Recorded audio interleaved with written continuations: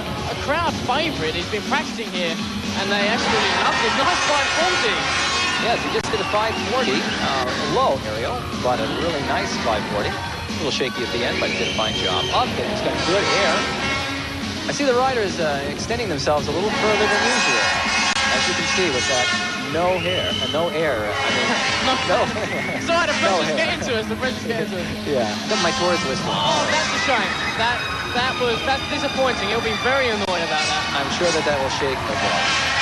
But he's straight back on the bike. That's a good point. I mean, I know from my experience, if you don't get straight back on the bike, then you're going to be shaken and it's going to push you out for the rest of the routine.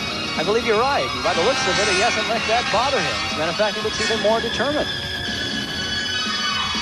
I was a bit worried after that.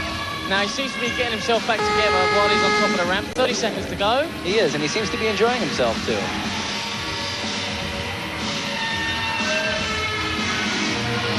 Up and over.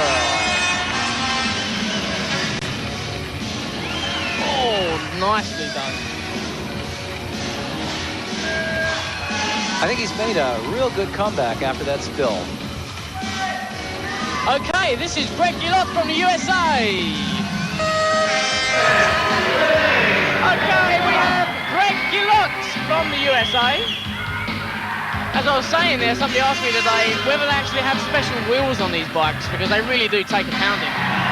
Well, many of them are made out of chromoly, which is an alloy that's very strong, and many of them are designed so that they can take the extra beating. I would not recommend that anyone take a regular old bicycle and try this kind of stuff. And you can see why right there. Very high canyon jump by this young man. One hand, 1 foot on the low side. Now, one thing that I've seen is that, I mean, like the wheels he's got on there, I've actually got 48 spokes instead of 36. What's the advantage of that? Because a lot of guys are using them. Yeah, some of the riders like it because of lightness, and also because the braking is a little bit better. Well, we nearly nailed a spectator. Yes, just about made an impression on a spectator there. Well, they got a close-up view of that. Yes, very definitely. Back to the wheels there, though. Tough wheels are the kind with the mag-type wheels are good for certain kinds of tricks. Some of the riders prefer those because they're able to put their feet inside of the spoke type. That's like the plastic Tizer wheels. That's right, that's right. A little break up there.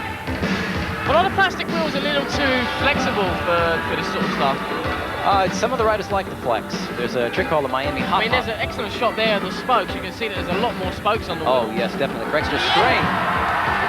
Okay, that 540 attempt is a little bit higher than I typically see him go. I think what he was doing for this particular comp is overextending himself just a bit on that. Sure, he was a good 2 or 3 feet at the top there. Yes, he was. And I think for this particular competition, he was just doing a little bit too much there too fast. Well, he's had the 30-second buzzer and he's starting to rip now. Even though he had a bit of a fail there. No footer. Looking good, jumping that gap. He's only on a few over. seconds left. He's going for the big one. Yes! Up there, high air, 1 foot on the low side.